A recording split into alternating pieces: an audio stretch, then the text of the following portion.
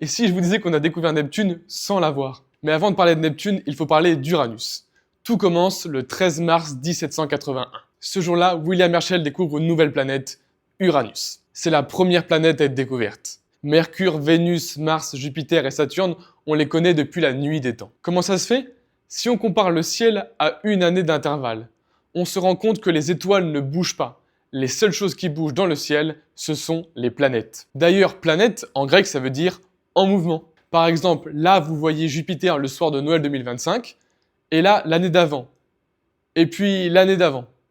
On voit clairement que les étoiles ne bougent quasiment pas, alors que Jupiter change énormément. Uranus devient officiellement une planète. Mais problème, quelques années plus tard, on se rend compte que l'orbite d'Uranus est un peu bizarre. On n'arrive pas à prédire la trajectoire d'Uranus. Ce mystère persiste pendant 40 ans.